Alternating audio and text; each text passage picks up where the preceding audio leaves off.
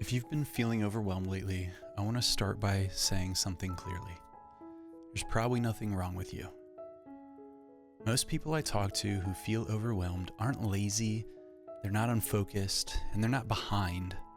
They're usually very capable, thoughtful, and they're trying to do the right thing. And that's exactly why this feeling shows up. I'm not going to turn this into a motivational talk. I just want to walk through a simpler way to understand what's actually happening and how to reset it without some pressure. We tend to assume overwhelm means we have too much work, too many tasks, too many responsibilities, and too many demands. So the instinct is to push harder, work longer, optimize your schedule, and try to be more disciplined. But in most cases, overwhelm, it's not caused by the workload. It's caused by unclear priorities. When everything feels important, your brain doesn't really rest. It keeps everything active because nothing's been consciously decided. It's like having too many tabs open in your browser, not because you need them all, but because you haven't chosen which ones to close. And until you choose, your mind keeps reminding you they're all still there. So what's really happening? Well, here's the part that matters. Your brain's not failing you. It's doing exactly what it's designed to do. When priorities aren't explicit, your brain treats everything as urgent.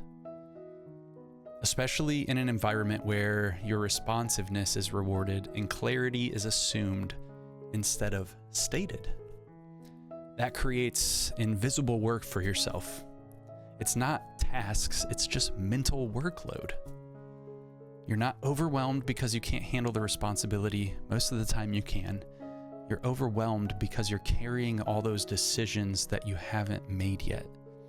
And indecision is heavier than action. I'm going to say that again.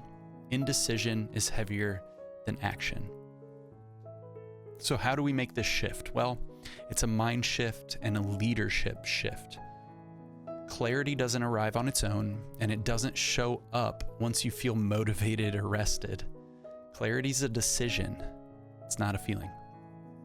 Leaders don't wait for everything to make sense. They actually choose what matters, even when it's uncomfortable. One of the hardest but most stabilizing decisions is to choose less. If everything matters, nothing moves. Most weeks don't need 10 priorities. They need 2, maybe 3. Not because the rest of them aren't important, they probably are, but because not everything needs your attention right now, not that week. So when your priorities are clear, your nervous system calms down more. And it's not because that work vanished. It's not gone. It's because your brain now knows what you're focusing on. So let's try and do a simple reset if you're feeling overwhelmed. Don't overhaul your system. Don't change the way you go about your work. Don't try to plan the perfect week. Just do this. Write everything down, especially everything that is pulling at your attention. And I mean everything. And then circle 3 things that actually need to move in the near term this week.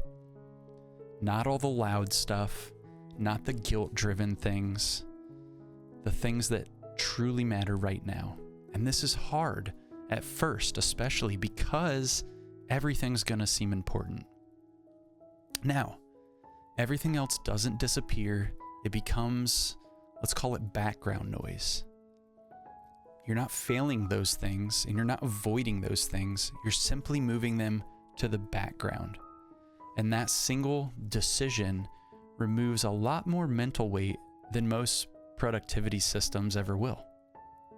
So, overwhelm, it's not a personal flaw. It's a lot of information. It's a signal that clarity is missing, not your effort. You don't need to think harder. You don't need to push more. You don't need to work longer hours. You just need to choose to focus on less. And then That clarity creates calm. And then that creates progress. And sometimes that's all you need for the day.